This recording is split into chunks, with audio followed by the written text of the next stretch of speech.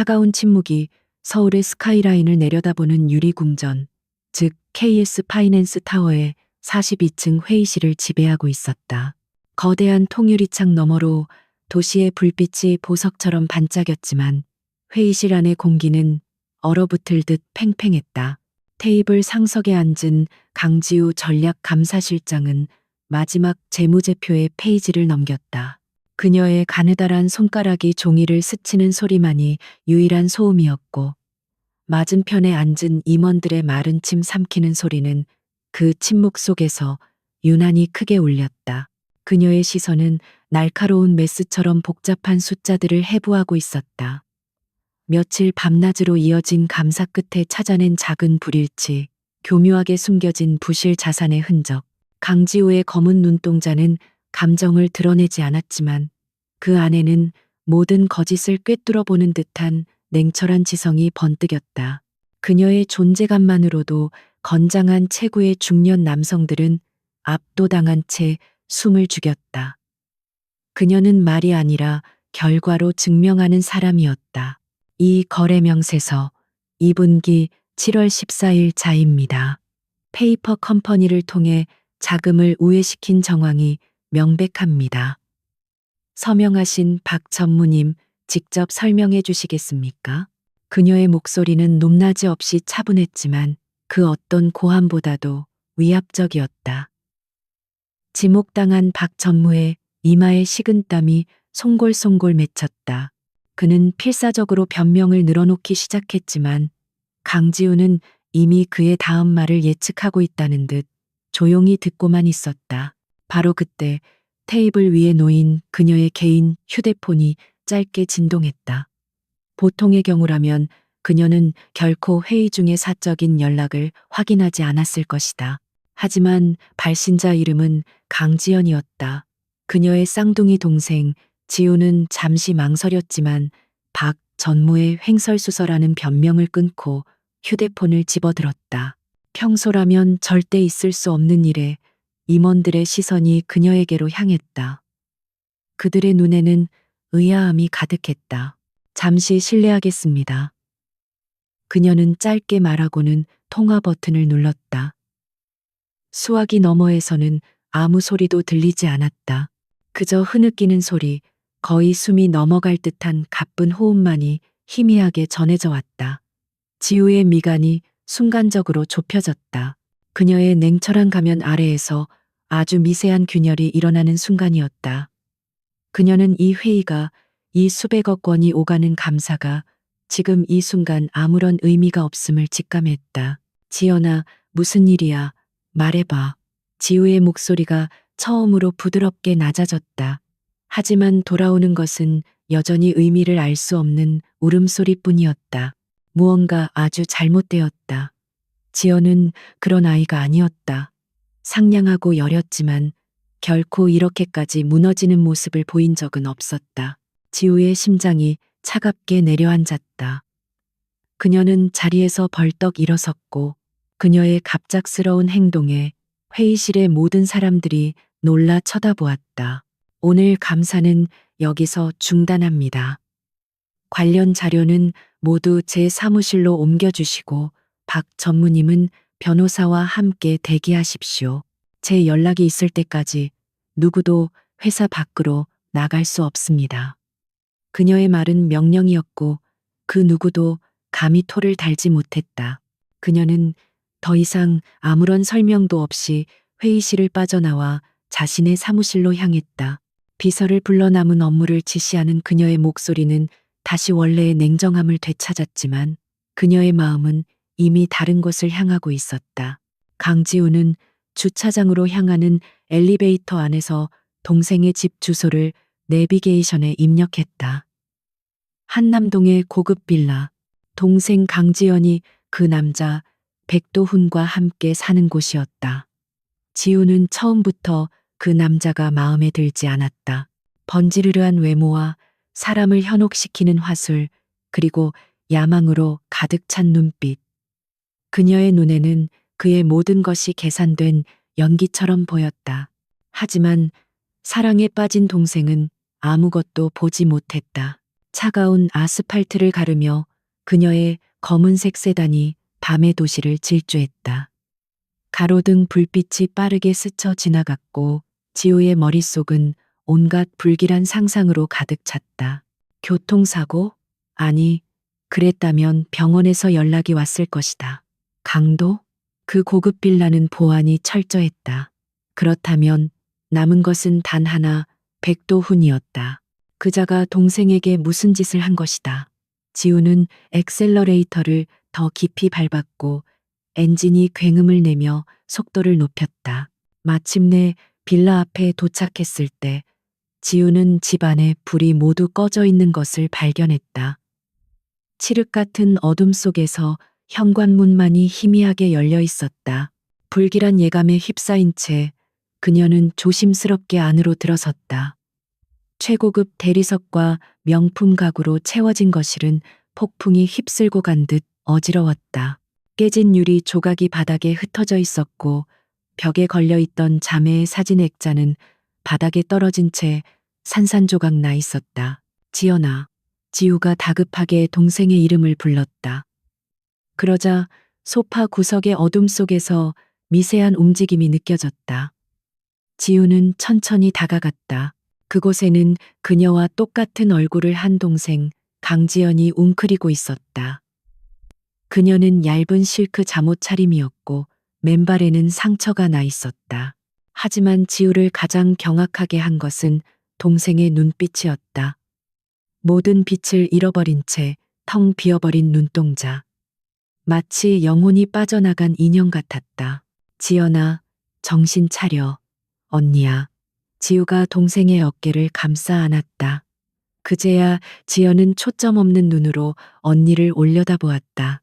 그녀의 입술이 파르르 떨리더니 마침내 갈라진 목소리가 새어나왔다. 언니, 그 사람이 나를 버렸어. 그 한마디에 모든 것이 담겨 있었다. 배신, 절망, 그리고 지독한 상처. 지우는 동생의 가녀린 팔을 보았다. 옷소매 아래로 희미하게 보이는 멍자국. 그 순간 지우의 머릿속에서 무언가가 끊어지는 소리가 났다. 지우는 동생을 부축해 소파에 제대로 앉혔다. 그리고는 냉정한 시선으로 집안을 다시 한번 훑어보았다. 테이블 위에는 차갑게 식은 저녁 식사와 와인병이 나뒹굴고 있었다. 그리고 그 옆에 놓인 하얀 서류 봉투 하나.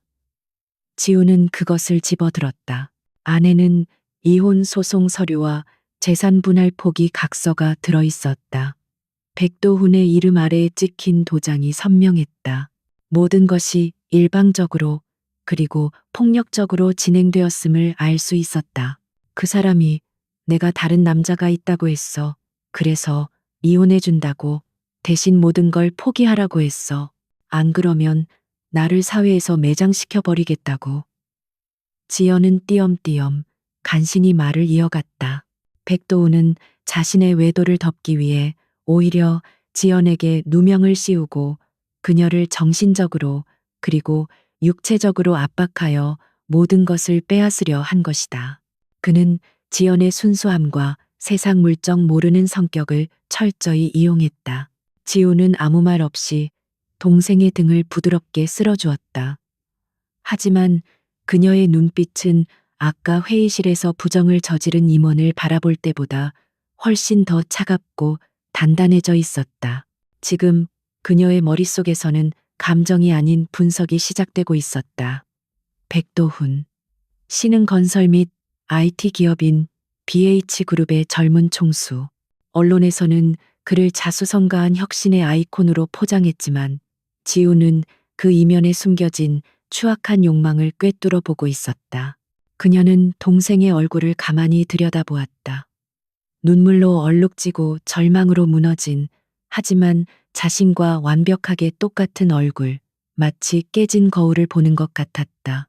거울 속의 자신은 산산조각 나 있었고 지우는 그 조각난 파편 하나하나에 자신의 분노가 투영되는 것을 느꼈다. 동생을 이렇게 만든 대가를 백도훈은 반드시 치르게 될 것이다. 단순한 이혼 소송에서의 승리가 아니었다. 그가 이룬 모든 것, 그의 명예, 그의 부, 그의 제국을 송두리째 무너뜨려야 했다. 일어나, 지연아, 여기서 나가자.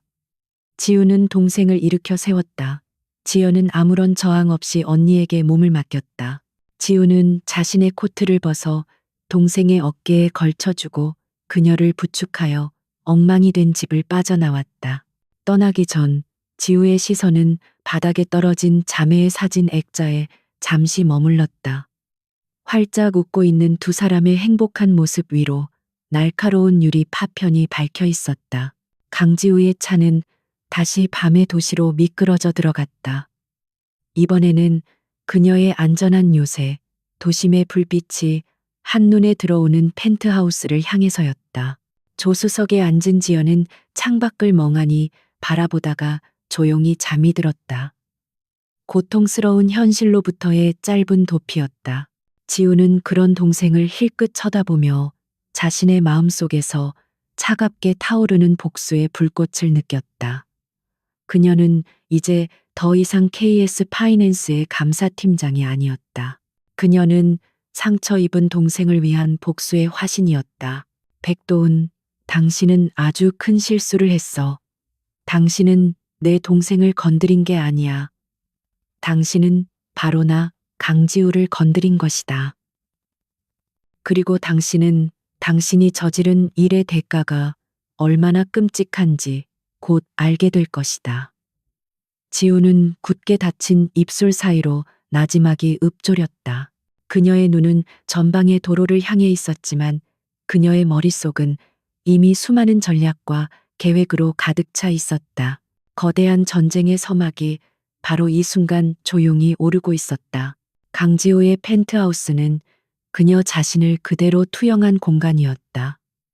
불필요한 장식은 배제된 채 흑백과 회색 톤으로만 이루어진 미니멀리즘의 극치. 거대한 통유리창은 서울의 야경을 한 폭의 그림처럼 담아냈지만 그 화려함조차 실내의 차가운 질서 속으로 흡수되어 버리는 듯했다. 이곳은 감정이 아니라 철저한 통제와 논리가 지배하는 성역이었고 지우는 그 질서 안에서 가장 완벽한 평온을 느꼈다. 그녀는 축 늘어진 지연을 조심스럽게 침실로 옮겼다. 평소라면 게스트룸을 내주었겠지만 지금은 자신의 옆에 두어야만 안심할 수 있었다. 그녀는 따뜻한 물수건으로 동생의 발에 난 상처와 얼굴의 눈물 자국을 부드럽게 닦아주었다. 지연은 잠결에도 가끔씩 몸을 떨며 알아들을 수 없는 잠꼬대를 했다. 그럴 때마다 지우는 아무 말 없이 동생의 손을 가만히 잡아주었다. 그 온기만이 자매 사이에 오가는 유일한 위로였다.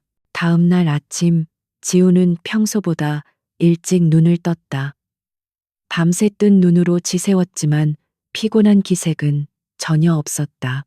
그녀는 동생이 깨지 않도록 조용히 거실로 나와 노트북을 켰다. 가장 먼저 한 일은 회사에 병가를 제출하는 것이었다. 사유는 간단하게 가족의 위급한 일이라고만 적었다.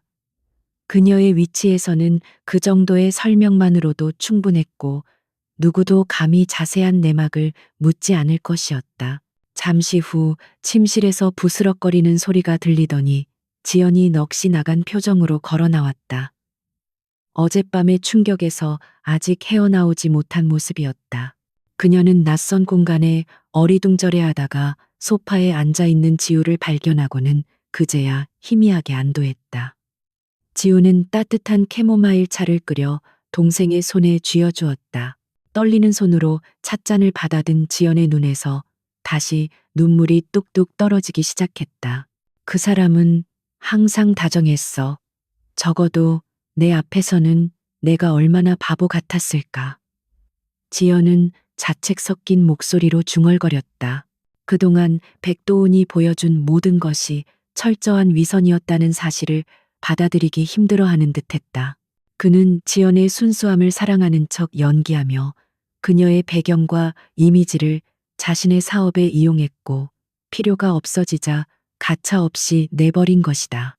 그 과정에서 교묘한 가스라이팅으로 지연의 자존감을 서서히 파괴해왔다. 내 잘못이 아니야, 지연아. 나쁜 건 그놈이지. 속은 네가 아니야. 지우는 단호하게 말했다. 그녀의 목소리에는 동생을 위로하는 따뜻함과 동시에 백도훈에 대한 차가운 분노가 함께 담겨 있었다. 일단은 아무 생각도 하지 말고 쉬기만 해. 나머지는 내가 전부 알아서 할 테니까. 무슨 일이 있어도 언니가 널 지킬 거야. 그 말은 단순한 위로가 아니었다. 그것은 피로 맺어진 약속이자 거대한 전쟁의 시작을 알리는 선전포고였다. 지연이 겨우 마음을 추스르고 다시 잠이 들자 지우의 펜트하우스 거실은 순식간에 전쟁 지휘 본부로 변모했다. 그녀는 여러 대의 모니터를 연결하고 보안이 설정된 전용 회선을 가동시켰다. 화면에는 BH그룹의 재무제표, 주가 동향, 관련 뉴스 기사, 그리고 백도훈의 개인 신상 정보가 빼곡히 채워지기 시작했다. 이것이 그녀의 방식이었다. 감정에 휩쓸리는 대신 적을 철저히 분석하고 약점을 파고드는 것. 그녀는 지금부터 손해 사정을 시작할 참이었다. 첫 번째 분석 대상은 BH그룹에 공개된 재무 정보였다. 겉으로 보기에는 완벽했다. 최근 몇 년간 폭발적인 성장을 거듭했고, 특히 백도훈이 야심차게 추진 중인 대규모 신도시 개발 프로젝트는 그룹의 미래를 책임질 황금알을 낳는 거위처럼 보였다. 하지만 강지우의 눈은 그 화려한 숫자 뒤에 숨겨진 미세한 불협화음을 놓치지 않았다. 특히 몇몇 자회사의 비정상적으로 높은 원자재 구매 비용과 불투명한 하청 계약 구조가 그녀의 시선을 사로잡았다. 그녀의 손가락이 키보드 위에서 춤을 추듯 빠르게 움직였다. 그녀는 일반인들은 접근조차 할 수 없는 유료 기업 정보 데이터베이스와 해외의 조세 피난처 관련 자료들을 샅샅이 뒤졌다. 마치 거대한 직소 퍼즐에 흩어진 조각들을 하나씩 맞춰나가는 것 같았다. 아직은 희미한 윤곽에 불과했지만 그녀는 BH그룹이라는 화려한 성이 비자금과 불법 로비라는 부실한 토대 위에 세워졌음을 직감했다. 백도훈은 생각보다 훨씬 더 더러운 인물이었다. 며칠이 흘렀다. 지연은 지우의 극진한 보살핌 속에서 조금씩 안정을 되찾아갔다. 여전히 밤마다 악몽에 시달렸지만 적어도 낮에는 언니와 함께 조용히 시간을 보내며 상처를 치유하고 있었다. 반면 지우는 밤낮을 가리지 않고 분석에 몰두했다. 그녀의 눈은 충혈되었지만 정신은 그 어느 때보다도 맑고 날카로웠다. 그녀는 백도훈의 제국을 무너뜨릴 첫 번째 균열을 거의 찾아낸 상태였다. 바로 그때 인터폰이 울렸다. 방문자는 자신을 백도훈의 법률 대리인이라고 소개했다. 지우는 잠시 망설이다가 지연을 방으로 들여보내고 현관문을 열었다. 말쑥한 정장 차림의 중년 변호사는 오만함이 가득한 눈으로 지우를 위아래로 훑어보았다. 그는 지우가 강지연의 쌍둥이 언니라는 사실을 알고 있었지만 그저 평범한 회사원 정도로 여기는 듯했다. 그의 태도는 백도훈의 그것과 정확히 닮아 있었다. 강지연 씨의 언니 되시는 분 맞으시죠? 백도훈 대표님의 위임을 받고 온 법무법인 하늘의 김 변호사입니다. 그는 명함을 내밀었지만 지우는 받지 않았다. 김 변호사는 잠시 머쓱해하더니 곧바로 본론으로 들어갔다. 그는 서류 가방에서 합의서 한 장을 꺼내 테이블 위에 올려놓았다. 백 대표님께서는 원만하게 이혼 절차를 마무리하고 싶어 하십니다. 강지연 씨의 미래를 고려해서 위자료로 이 정도 금액을 제안하셨습니다. 지우의 시선이 합의서에 적힌 금액으로 향했다. 그것은 백도훈의 재산 규모에 비하면 조롱에 가까운 액수였다. 심지어 그 돈을 받는 조건으로 혼인 파탄의 책임이 강지연에게 있으며 향후 어떠한 민영사상 이의도 제기하지 않는다는 독소 조항까지 붙어 있었다. 이것은 합의가 아니라 항복문서였다. 그들은 지연을 돈 몇 푼의 입을 막을 수 있는 어리석고 나약한 여자로 취급하고 있었다.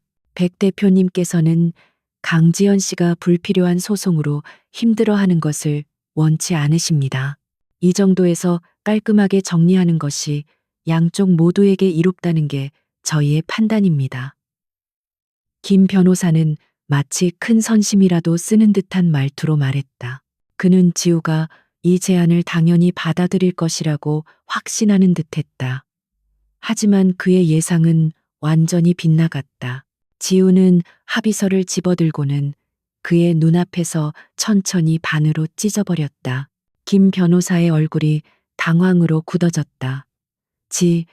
지금 뭐 하시는 겁니까? 그가 소리쳤지만 지우는 눈 하나 깜짝하지 않았다. 그녀는 찢어진 합의서를 테이블 위에 내려놓고는 차갑게 입을 열었다.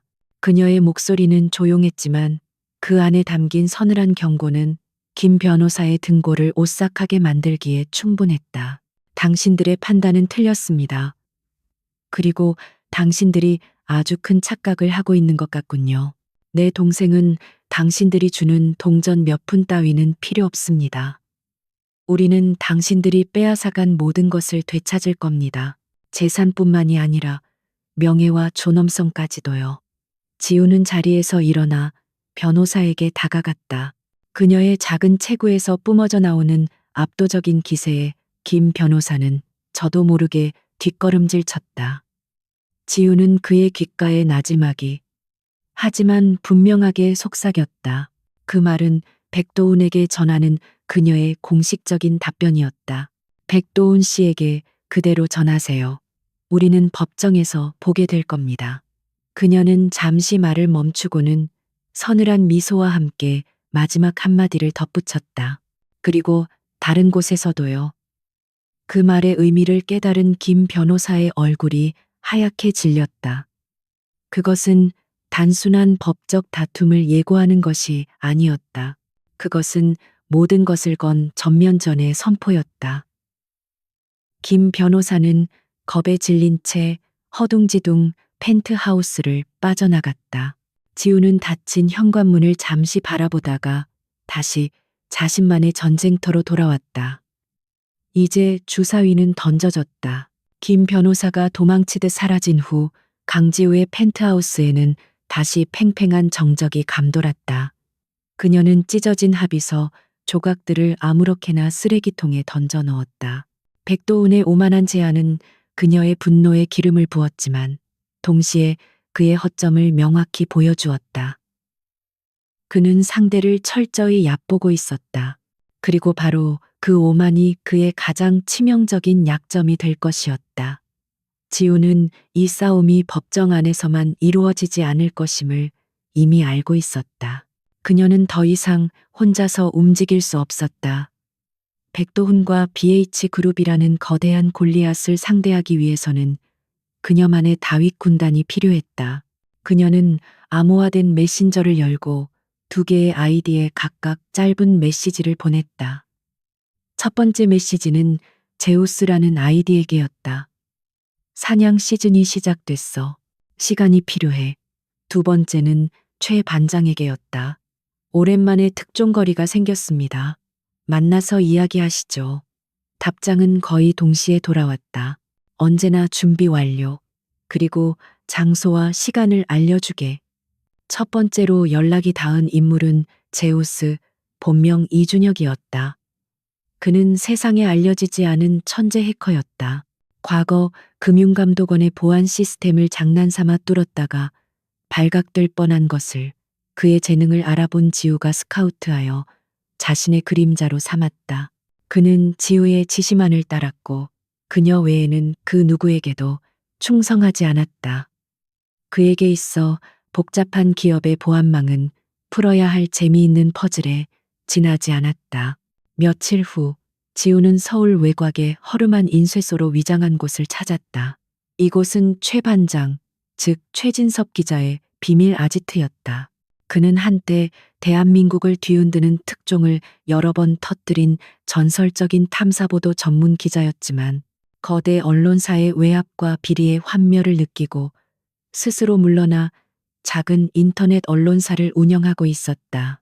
그는 돈이나 명예가 아닌 오직 진실만을 좇는 마지막 남은 늑대 같은 사내였다. 최진섭은 먼지 쌓인 소파에 앉아 지우가 내민 자료들을 훑어보고 있었다. 그의 날카로운 눈이 BH그룹의 재무제표와 백도훈의 프로필 사이를 빠르게 오갔다. 백도훈이라 요즘 잘 나가는 친구지. 언론에서는 아주 깨끗한 혁신가로 포장되어 있던데. 그의 목소리에는 냉소적인 기운이 어려 있었다. 그는 세상의 그 어떤 화려한 포장도 믿지 않는 사람이었다. 지우는 그가 마음에 들었다. 그 포장지 속이 얼마나 썩어 있는지 밝혀내고 싶습니다. 이건 단순한 이혼 소송이 아닙니다. 제 동생의 인생을 짓밟은 대가를 치르게 할 겁니다. 지우의 말에 최진섭은 잠시 그녀의 눈을 들여다보았다. 그는 그녀의 차가운 표정 뒤에 숨겨진 뜨거운 분노와 결의를 읽었다. 그는 고개를 끄덕였다. 좋아, 어차피 저런 위선자들은 딱 질색이야. 뭘 하면 되지? 그는 이미 지우의 편에 서기로 결정한 것이다. 그렇게 강지우의 비공식적인 팀이 꾸려졌다. 지우가 총사령관으로서 전략을 세우고 목표를 지정하면 제우스가 디지털 세계의 모든 장벽을 허물어 정보를 캐내고 최진섭이 그 정보를 바탕으로 아날로그적인 탐사와 취재를 통해 실체를 파고드는 방식이었다. 그들의 첫 번째 목표는 BH그룹의 자금 흐름, 그 중에서도 백도훈의 야심작인 엘리시안 시티 신도시 개발 프로젝트에 집중되었다. 제우스의 손가락이 어둠 속에서 빛나는 키보드 위를 날아다녔다. BH그룹의 1차 방화벽은 그의 상대가 되지 못했다. 하지만 진짜 정보는 여러 겹의 암호화와 가상 서버 뒤에 숨겨져 있었다. 그는 며칠 밤낮으로 디지털 미로 속을 헤맸다.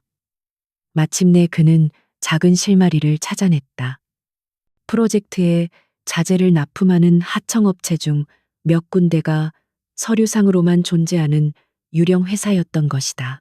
이 회사들은 해외 조세 피난처에 서버를 두고 있었으며 자금은 여러 단계를 거쳐 세탁된 후 다시 백도훈의 개인적인 비밀 계좌와 연결된 또 다른 페이퍼 컴퍼니로 흘러 들어가고 있었다. 전형적인 비자금 조성 수법이었다. 하지만 이것을 증명하기 위해서는 결정적인 증거가 필요했다. 제우스는 계속해서 더 깊은 곳으로 파고들었고 지우는 최진섭에게 다음 단계의 지시를 내렸다. 최 반장님, 이 유령 회사들의 주소지로 등록된 곳들을 확인해 주십시오.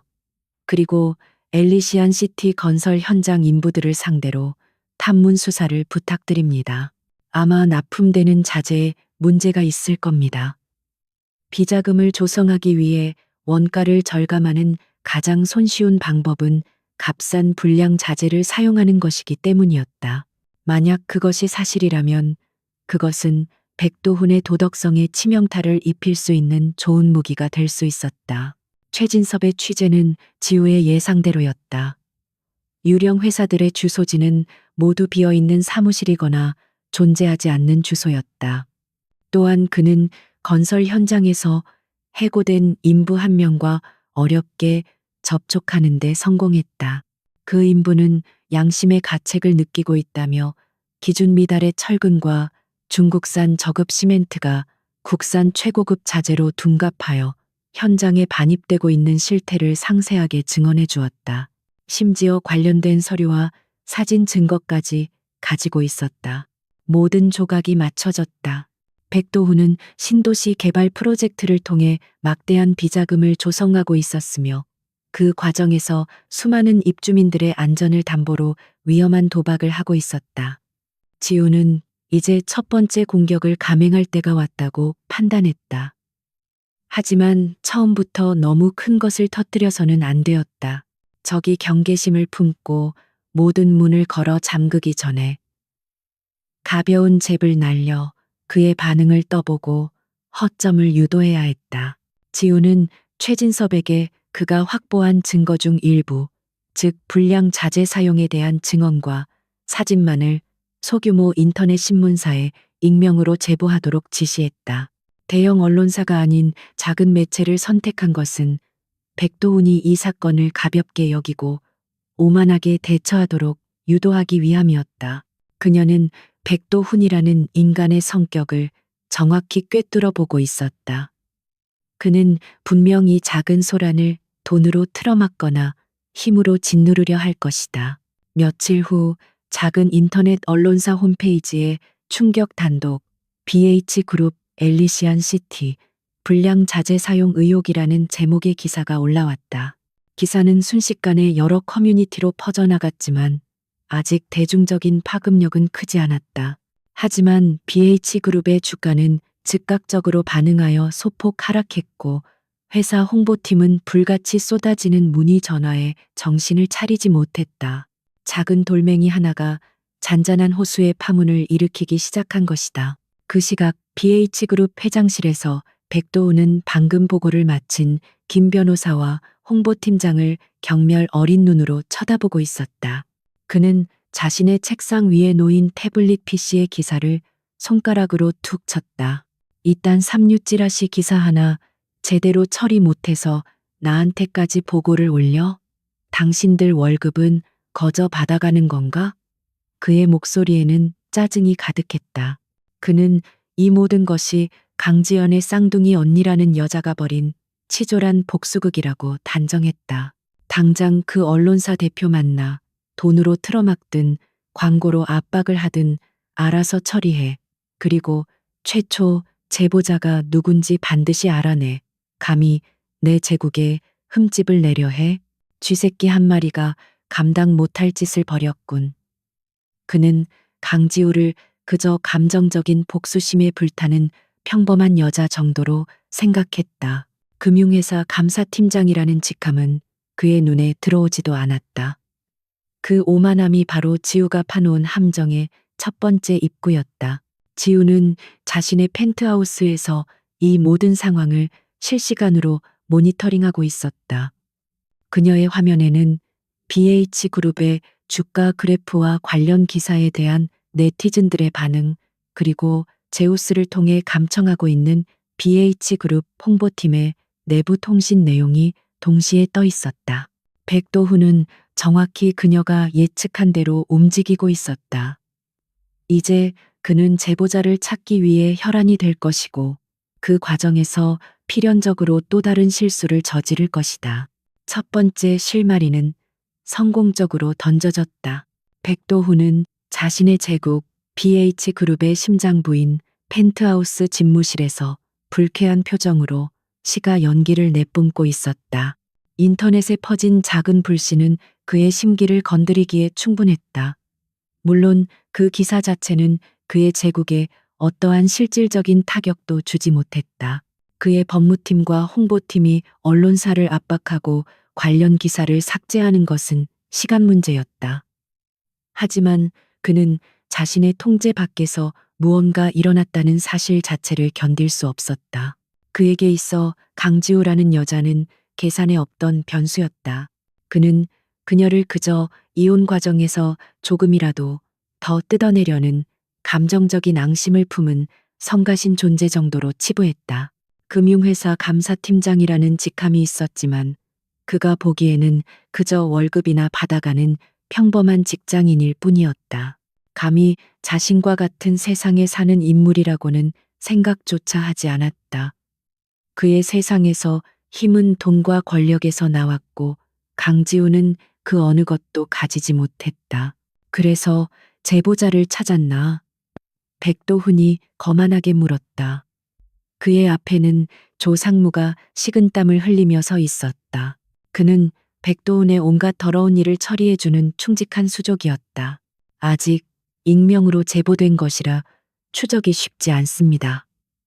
하지만 정황상 강지연의 언니 강지우가 확실합니다. 조상무의 대답에 백도훈은 코웃음을 쳤다. 역시나 그의 예상대로였다. 시시한 복수극, 쥐새끼 한 마리가 너무 시끄럽게 구는군. 백도훈은 시가를 재떨이에 비벼 끄며 말했다. 그의 눈빛이 차갑게 빛났다. 그 여자 더 이상 쓸데없는 짓을 못하게 만들어 겁을 줘서 다시는 내 이름조차 입에 담지 못하도록 해. 혹시 알아? 동생 이혼 소송에 도움이 될 만한 증거라도 가지고 있을지 알아서 처리해. 하지만 조용히, 그리고 확실하게. 그의 명령은 모호했지만 그 안에 담긴 의미는 명백했다. 조상무는 즉시 고개를 숙였다. 알겠습니다, 회장님. 그는 백도훈의 의중을 정확히 파악했다.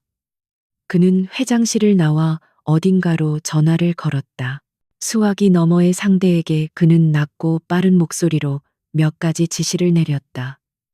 목표는 강지우의 펜트하우스, 목적은 그녀가 가지고 있을지 모를 증거를 확보하고 그녀에게 다시는 백도훈에게 덤빌 수 없다는 공포심을 심어주는 것이었다.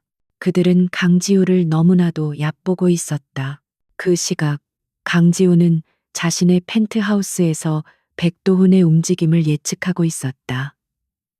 그녀는 그가 이런 원시적인 방식으로 대응해 올 것이라고 확신했다. 그녀의 아파트는 단순한 주거 공간이 아니었다. 최첨단 보안 시스템으로 무장한 철옹성이었다.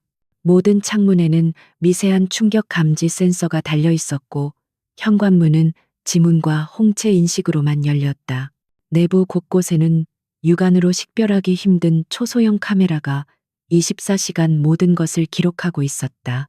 그녀는 일부러 외부에서 해킹이 가능한 것처럼 보이는 허술한 와이파이 네트워크 하나를 열어두었다. 그것은 침입자들을 유인하기 위한 덫이었다. 그들이 그 네트워크에 접속하는 순간 그들의 모든 디지털 정보는 지우의 메인 서버로 전송될 터였다. 그녀는 소파에 앉아 차갑게 식은 커피를 마시며 조용히 기다렸다. 올가미는 설치되었고 이제 사냥감이 걸려들기만을 기다리면 되었다. 자정이 넘은 시각, 마침내 그녀의 노트북 화면에 조용한 경고 메시지가 깜빡였다. 누군가 외부에서 그녀의 덧 네트워크에 접속을 시도하고 있었다. 그리고 잠시 후 현관문 디지털 도어록을 해제하려는 시도가 이어졌다. 그들은 전문가를 고용한 듯 했지만 지우가 설계한 다중 보안 시스템 앞에서는 어린애 장난에 불과했다. 몇 번의 시도가 실패하자 그들은 결국 물리적인 방법을 사용하기로 결정한 듯 했다. 미세한 소음과 함께 현관문 잠금 장치 일부가 파손되었고 검은 옷을 입은 두 명의 남자가 그림자처럼 안으로 들어왔다. 그들은 들어오자마자 적외선 탐지기로 내부를 훑었지만 지우의 카메라는 적외선에도 감지되지 않는 특수렌즈를 사용하고 있었다. 그들의 모든 움직임은 고화질 영상으로 녹화되어 실시간으로 지우의 서버에 저장되고 있었다. 지우는 침실에서 모니터를 통해 그들의 어리석은 행동을 냉정하게 지켜보고 있었다. 침입자들은 서재와 거실을 샅샅이 뒤지기 시작했다. 그들은 컴퓨터와 서류들을 집중적으로 찾았지만 지우의 모든 중요 데이터는 클라우드 기반의 암호화된 서버에 저장되어 있었다. 그들이 찾을 수 있는 것은 아무것도 없었다. 초조해진 한 남자가 담배를 꺼내 물려다가 동료의 제지로 황급히 주머니에 다시 넣었다. 바로 그 순간 그의 주머니에서 작고 네모난 물건 하나가 바닥으로 떨어졌다. BH건설 로고가 새겨진 카드키였다. 그들은 그것을 미처 알아채지 못한 채 수색을 계속했다. 아무런 소득이 없자 그들은 마지막으로 침실 문을 열려고 했다. 바로 그 순간 지우는 시스템을 작동시켰다. 아파트 전체의 모든 조명이 일제히 켜지며 눈을 멀게 할 듯한 빛을 뿜어냈고 동시에 귀를 찢을 듯한 경보음이 울려 퍼졌다. 침입자들은 혼비백산하여 허둥지둥 왔던 길을 되짚어 도망쳤다. 그들의 침입은 완벽한 실패로 끝났고 그들은 자신들이 결정적인 증거를 남기고 갔다는 사실조차 알지 못했다. 경보음이 멈추고 모든 것이 다시 고요해졌을 때 지우는 조용히 거실로 걸어 나왔다. 그녀는 바닥에 떨어진 카드키를 장갑을 낀 손으로 조심스럽게 집어들었다. 그리고는 녹화된 영상을 재생했다. 침입자 중 한 명의 얼굴이 아주 선명하게 찍혀 있었다. 그녀는 그 영상을 캡처하여 제우스에게 전송했다. 이 남자의 신원을 확인해줘. 그리고 이 카드키의 출입 기록도. 답장은 10분도 채 걸리지 않아 돌아왔다. 남자의 신원은 조상무 직속의 보안팀 직원이었다. 그리고 카드키는 BH건설 본사의 특정층을 출입할 수 있는 권한을 가지고 있었다. 모든 증거가 백도훈의 수족인 조상무를 가리키고 있었다. 백도훈의 오만함이 스스로 자신의 목을 조를 밧줄을 그녀의 손에 쥐어준 것이다. 지우의 입가에 차가운 미소가 번졌다. 그녀가 기다렸던 순간이 정확히 그녀의 계획대로 펼쳐지고 있었다. 바로 그때 거실 한쪽에서 잠을 자던 지연이 소란에 놀라 잠이 깬 듯 뒤척였다. 그녀는 악몽이라도 꾼 듯 식은땀을 흘리고 있었다. 언니, 무슨 일이야? 그녀가 불안한 목소리로 물었다. 아무 일도 아니야. 그냥 나쁜 꿈을 꾼 거야. 지우는 동생의 곁으로 다가가 그녀를 안심시켰다. 하지만 방금 전에 소란이 지연의 무의식 속에 갇혀있던 어떤 기억의 파편을 건드린 듯했다. 지연의 눈이 갑자기 무언가를 떠올린 사람처럼 커졌다. 그 사람, 항상 소중하게 다루던 게 있었어. 그녀가 더듬거리며 말했다. 서재에 있는 그림 뒤에 비밀 금고가 있었어. 그리고 그 안에 검은색 가죽으로 된 두꺼운 수첩 가게대. 그 사람은 매달 마지막 날이면 항상 그 수첩을 꺼내서 무언가를 적었어. 누가 볼까봐 엄청 예민하게 굴었고. 그 말을 듣는 순간 지우의 모든 신경이 곤두섰다. 디지털 데이터가 아닌 물리적인 장부. 그것은 비자금의 흐름을 기록한 치명적인 증거일 가능성이 높았다. 이제 모든 것이 분명해졌다. 그녀는 백도훈의 하수인을 압박할 수 있는 물리적인 증거와 그의 제국을 뿌리부터 뒤흔들 수 있는 결정적인 목표물을 동시에 손에 넣었다. 오만의 함정에 빠진 백도훈은 스스로 무덤을 팠고 상처 속에서 피어난 동생의 기억은 그 무덤의 위치를 알려주었다. 지우는 창밖의 어두운 도시를 내려다보았다. 복수의 다음 단계는 이미 그녀의 머릿속에서 완벽하게 그려지고 있었다. 강지우의 펜트하우스는 이제 완벽한 전쟁 상황실이 되었다. 한쪽 벽면을 가득 채운 모니터에는 조상무의 얼굴이 담긴 영상, BH건설의 내부 도면, 그리고 지연의 기억을 바탕으로 재구성한 백도훈의 서재 구조도가 떠 있었다. 침입자의 실수로 얻은 카드키와 동생의 트라우마 속에서 피어난 기억의 파편, 전혀 다른 두 개의 정보가 이제 하나의 목표, 즉 백도훈의 비밀 장부를 향한 강력한 무기로 통합되고 있었다. 지우는 먼저 조상무라는 약한 고리를 완벽하게 분해하기로 결정했다. 그를 단순히 협박하는 것은 하수나 하는 짓이었다. 그녀는 그가 스스로 무릎 꿇고 협력할 수밖에 없는 판을 짜야 했다. 그녀는 제우스에게 새로운 임무를 부여했다. 조상무의 모든 것을 봐줘. 개인 계좌, 통신 기록, 인터넷 접속 기록까지 그가 숨기고 있는 가장 더러운 비밀을 찾아내. 그녀의 목소리에는 한치의 감정도 실려 있지 않았다. 제우스의 손가락은 다시 한번 보이지 않는 전쟁터의 지휘관이 되었다. 조상무는 백도훈의 충견이었지만 그 역시 완벽하게 깨끗하지는 않았다. 제우스는 그의 금융거래 내역을 추적하던 중 이상한 자금 흐름을 발견했다. 매달 상당한 금액이 해외에 있는 아들의 유학 계좌로 송금되고 있었는데 그 액수는 그의 공식적인 연봉으로는 감당하기 힘든 수준이었다. 그리고 그 자금의 출처는 BH그룹의 비자금과는 다른 그가 개인적으로 관리하는 하청업체에서 나온 것이었다. 그는 백도훈 몰래 자신만의 작은 왕국을 건설하고 있었던 것이다. 그는 하청업체 선정 과정에서 리베이트를 챙겨왔고 그 돈으로 아들의 도박 빚과 사치스러운 유학 생활을 뒷받침하고 있었다.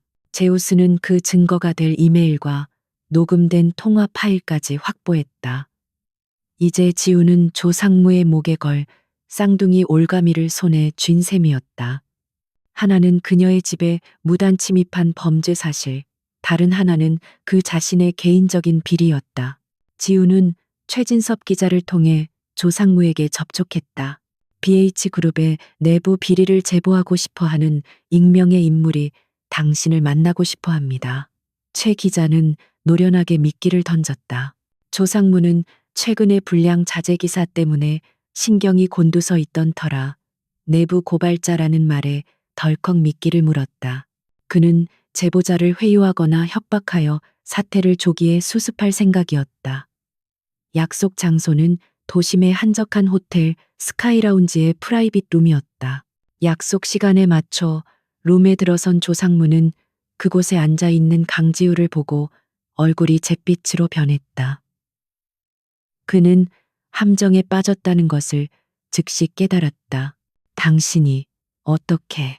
그가 말을 더듬거리며 뒷걸음질 치려 했지만 지우의 차가운 목소리가 그의 발을 그 자리에 얼어붙게 만들었다. 앉으시죠, 조 상무님. 저희가 나눠야 할 이야기는 길지 않을 겁니다. 그리고 당신에게는 선택지가 별로 없다는 것도 미리 알려드리죠. 지우는 테이블 위에 태블릿 PC를 올려놓고 영상을 재생했다. 화면에는 그의 지시를 받은 괴한들이 자신의 집에 침입하는 장면이 고스란히 담겨 있었다. 그리고 다음 화면에는 그가 하청업체 사장과 리베이트를 흥정하는 통화의 녹취록과 해외 계좌의 거래 내역이 나타났다. 조 상무의 이마에서 굵은 땀방울이 흘러내렸다. 그는 완전히 발가벗겨진 기분이었다. 그의 모든 것을 꿰뚫어보고 있는 이 젊은 여자의 앞에서 그는 한낱 사냥감에 불과했다. 주거 침입 교사, 그리고 횡령 및 배임, 둘 중 어느 쪽이 형량이 더 높을까요? 지우가 조용히 물었다. 그녀는 그를 비난하거나 분노를 터뜨리지 않았다. 그저 건조하게 사실만을 나열할 뿐이었다. 그 태도가 조 상무를 더욱 공포에 질리게 만들었다. 하지만 저는 당신에게 기회를 주려고 합니다. 백도원 회장이라는 썩은 동아줄을 계속 잡고 함께 가라앉을지 아니면 지금이라도 혼자 살아남을 길을 택할지 선택은 당신의 몫입니다. 조 상무는 잠시 망설였다. 백도훈의 보복이 두려웠지만 눈앞에 이 여자가 자신을 파멸시키는 것은 훨씬 더 즉각적이고 확실해 보였다. 그는 결국 무너졌다. 원하는 게 뭡니까? 그의 목소리는 거의 기어 들어갈 듯 작았다. 지우는 기다렸다는 듯이 말했다. 백도훈 회장 개인 서버에 접속 권한이 필요합니다. 그리고 서재에 있다는 그 검은색 가죽 수첩에 대해서도 아는 대로 전부 말하세요. 결국 조 상무는 모든 것을 털어놓았다. 그는 백도훈의 신임을 얻기 위해 만일의 사태를 대비하여 서버에 접근할 수 있는 비상 백도어를 만들어 두었다고 고백했다. 그리고 그 검은색 수첩은 단순한 장부가 아니라 정관계 인사들에게 건넨 뇌물의 상세한 내역과 그들의 약점이 기록된 지옥의 명부와 같은 것이라고 말했다. 다만 그 실물은 오직 백도훈만이 열 수 있는 특수 금고 안에 보관되어 있어 접근이 불가능하다고 덧붙였다. 하지만 지우에게는 실물 장부보다 더 중요한 것이 있었다. 바로 그 장부의 디지털 백업 파일이었다. 조 상무는 백도훈이 모든 것을 디지털화하여 자신의 개인 서버에 삼중 암호화하여 보관하고 있다고 실토했다. 마침내 지우가 원했던 마지막 퍼즐 조각이 맞춰졌다. 그녀는 조 상무에게서 얻어낸 백도어를 즉시 제우스에게 전송했다. 새로운 사냥터의 문이 열리는 순간이었다. 제우스는 조 상무가 제공한 통로를 통해 백도훈의 개인 서버 깊숙한 곳으로 침투했다. 그곳은 일반적인 기업 서버와는 차원이 다른 보안 요새였다. 하지만 백도어라는 비밀 통로가 있었기에 가장 뚫기 어려운 외부 방벽을 무력화시킬 수 있었다. 이제 남은 것은 내부에 설치된 3중의 암호화 시스템뿐이었다. 제우스와 지우는 며칠 밤낮으로 모니터 앞에서 사투를 벌였다. 마침내 마지막 암호가 해제되는 순간 화면에 수백 개의 파일 목록이 나타났다. 파일명은 일리시언 블랙 클레저였다. 지우는 마른 침을 삼키며 파일을 열었다. 그 안에는 그녀가 상상했던 것 이상의 추악한 진실이 담겨 있었다. 엘리시안 시티 프로젝트의 인허가 과정에서 돈을 받은 고위 공무원들과 정치인들의 명단, 구체적인 뇌물 액수와 전달 날짜, 심지어 그들의 추악한 사생활을 담은 동영상 파일까지 첨부되어 있었다. 이것은 더 이상 강지연 한 사람에 대한 복수가 아니었다. 이것은 이 나라의 근간을 좀먹고 있는 거대한 부패 카르텔의 실체였다. 백도우는 이 장부를 무기로 그들을 조종하며 자신의 제국을 키워왔던 것이다. 강지우는 화면에 떠 있는 이름들을 차가운 눈으로 하나씩 훑어보았다. 언론에서 청렴하다고 칭송받던 정치인, 존경받는 고위 관료의 이름도 포함되어 있었다. 그녀의 복수는 이제 새로운 국면을 맞이했다. 단순히 백도훈 한 명을 무너뜨리는 것을 넘어 그와 연결된 모든 부패의 고리를 끊어내야 했다. 그녀는 이제 한 개인의 복수자가 아니라 거하게 맞서는 심판자가 되어야 했다. 그녀의 어깨는 무거워졌지만 그녀의 의지는 오히려 더욱 강철처럼 단단해졌다. 그녀는 모든 파일을 안전한 외부 서버로 복제하며 마지막 공격을 위한 계획을 세우기 시작했다. 거대한 폭풍이 서울의 심장부를 향해 다가오고 있었다. 서울의 밤하늘을 가장 화려하게 수놓는 6성급 호텔의 컨벤션 홀은 백도훈 제국의 정점을 축하하기 위한 무대였다. 엘리시안 시티 프로젝트의 공식적인 착공을 기념하는 파티는 대한민국의 정재계 거물들을 모두 한자리에 모아놓은 듯했다.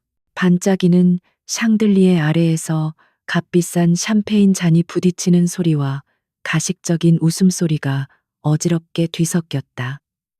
그 중심에는 오늘의 주인공 백도훈이 있었다. 그는 완벽하게 재단된 턱시도를 입고 자신감 넘치는 미소로 손님들을 맞이했다.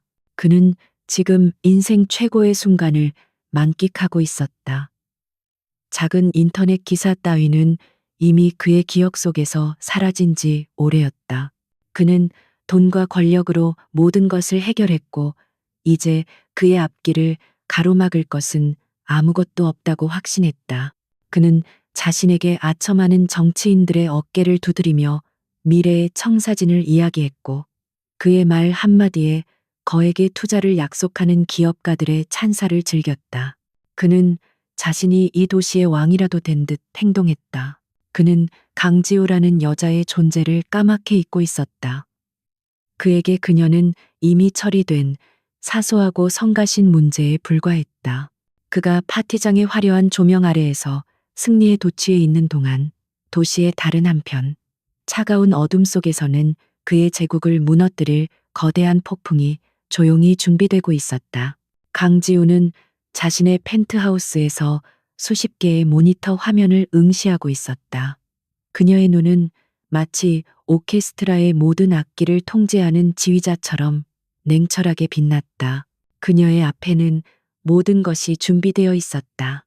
백도훈의 비밀 장부 파일은 대한민국 검찰청, 공정거래위원회, 그리고 주요 언론사 수십 곳의 탐사 보도팀 이메일 주소로 발송될 준비를 마친 상태였다. 발신자의 IP는 추적이 불가능하도록 수백 개의 해외 서버를 거치도록 설정되었다. 동시에 그녀가 비밀리에 접촉해온 BH그룹의 소액 주주 연대는 긴급 주주총회 소집을 위한 모든 법적 절차를 끝내고 그녀의 신호만을 기다리고 있었다. 모든 준비는 끝났습니다. 메신저를 통해 제우스의 짧은 메시지가 도착했다. 최진섭 기자 역시 약속된 장소에서 모든 상황을 지켜보며 기사가 터져 나올 순간을 대비하고 있었다. 지우는 손목 시계를 확인했다. 저녁 7시 정각 백도훈이 파티의 하이라이트인 기념 연설을 시작할 시간이었다. 그녀는 모든 것을 가장 극적인 순간에 터뜨리기로 계획했다. 그가 가장 높은 곳에 올라섰을 때 가장 깊은 나락으로 추락시켜야 했다. 파티장의 모든 조명이 꺼지고 단상 위에 스포트라이트만이 백도훈을 비추었다. 그는 자신만만한 표정으로 마이크 앞에 섰다. 홀 안의 모든 사람들이 그를 주목했고 거대한 스크린에는 그의 얼굴이 클로즈업되어 비쳤다. 그는 잠시 청중을 둘러보며 만족스러운 미소를 지었다. 존경하는 내외 귀빈 여러분, BH그룹의 회장 백도훈입니다. 그의 목소리가 홀 안에 울려 퍼졌다. 그는 자신의 성공 신화를 일장 연설처럼 늘어놓기 시작했다.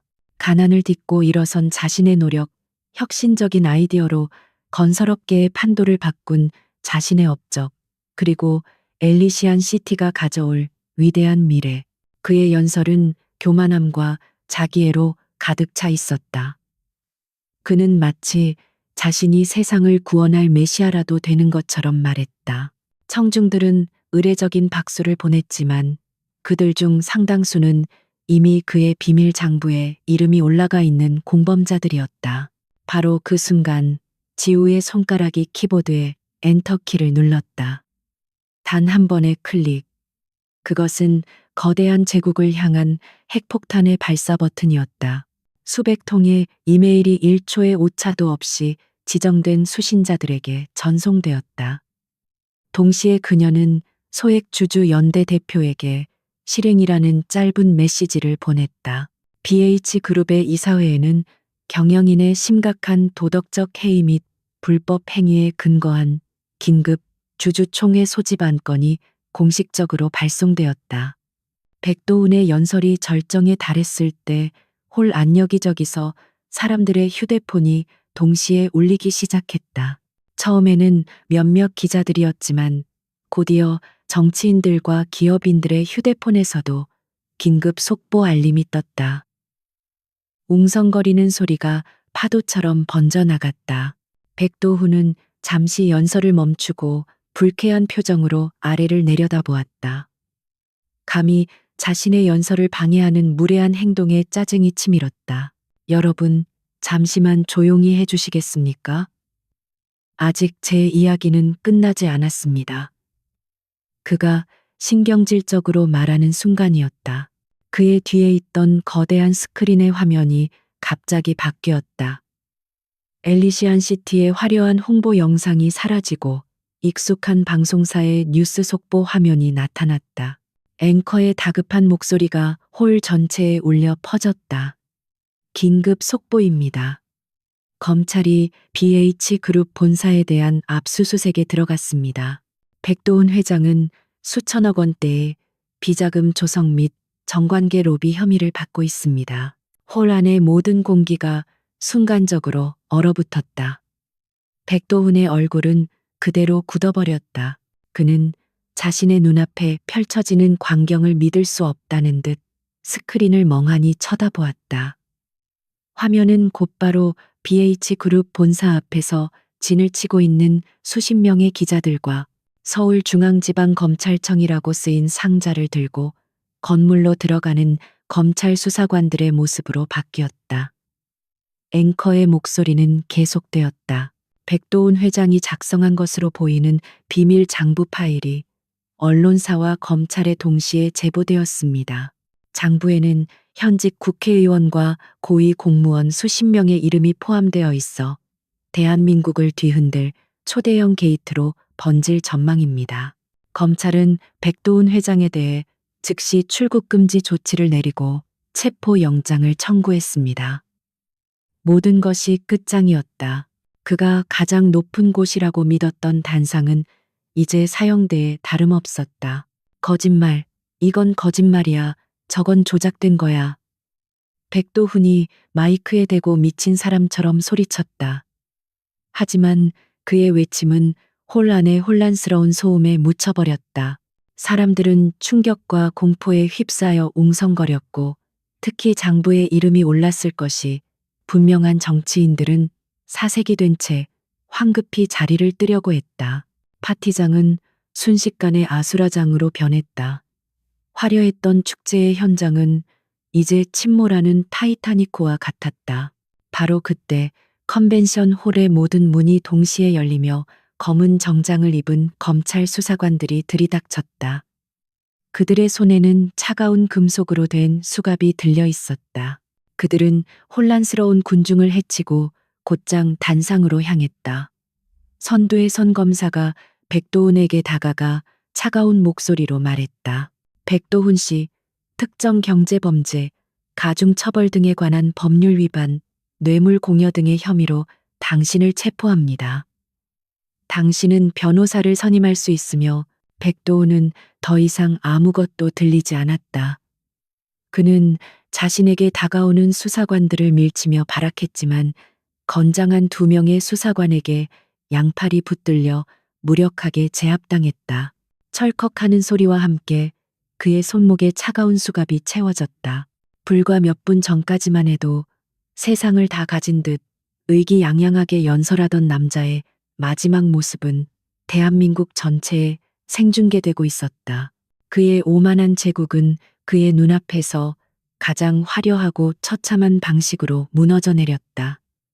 지우의 치명타는 완벽하게 성공했다. 백도훈의 제국이 무너지는 소리는 대한민국 전체를 뒤흔드는 천둥과도 같았다.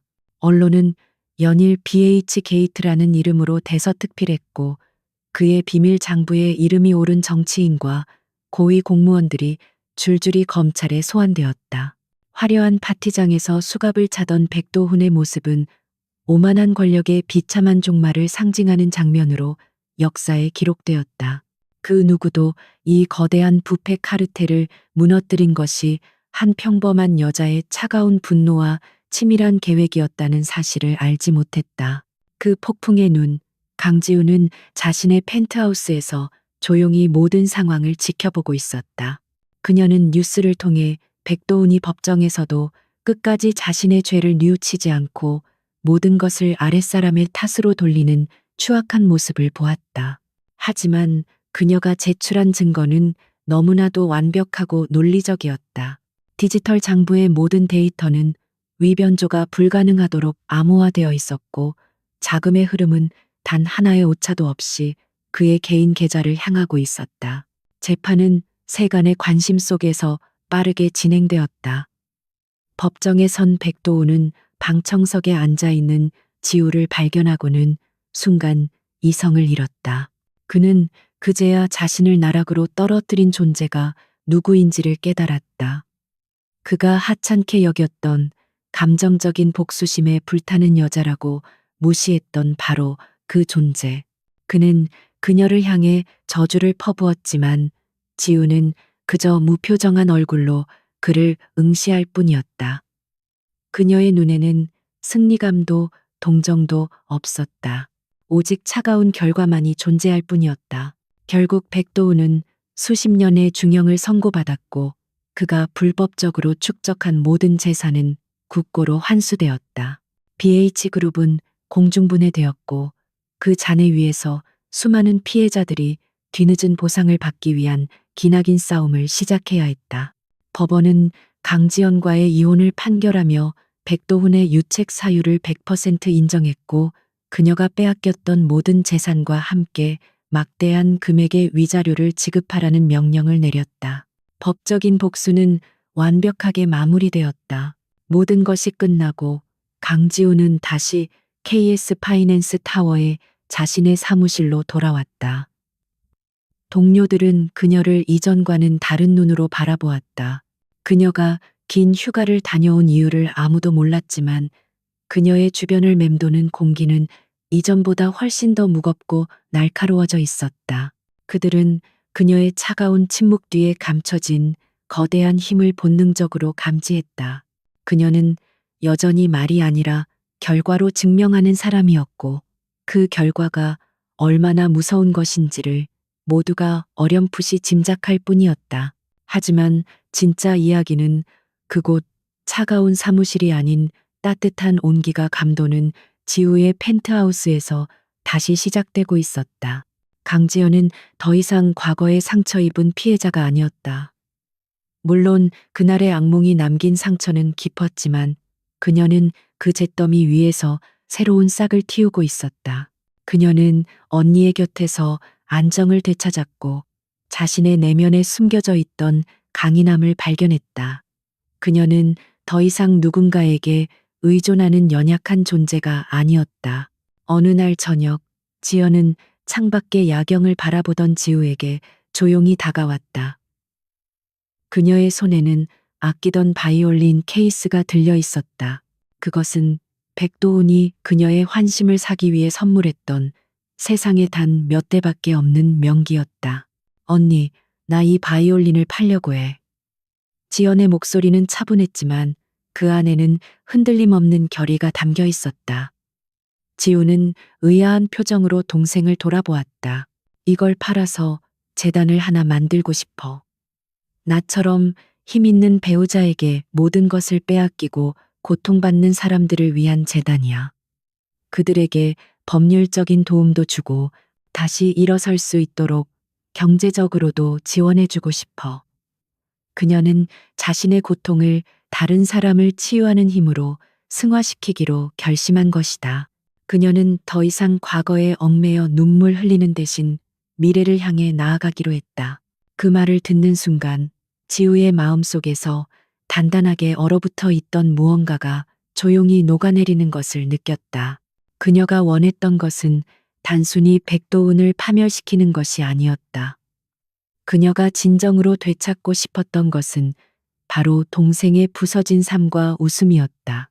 그리고 지금 동생은 스스로의 힘으로 일어서서 다른 사람의 희망이 되려고 하고 있었다.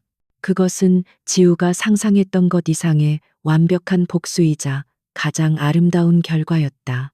몇 달 후 작은 기자회견장이 수많은 카메라 플래시로 가득 찼다. 단상에 선 사람은 강지연이었다. 그녀는 이전에 비해 조금 수척해졌지만 그 어떤 때보다도 당당하고 힘있는 목소리로 재단 설립의 취지를 설명했다. 그녀는 자신의 아픈 경험을 담담하게 이야기했고 그것을 어떻게 희망으로 바꾸어 나갈 것인지에 대한 비전을 제시했다. 그녀의 연설은 진심이 담겨 있었기에 그 자리에 있는 모든 사람의 마음을 움직였다. 강지우는 기자회견장 한쪽 구석, 눈에 띄지 않는 곳에서 그런 동생의 모습을 조용히 지켜보고 있었다.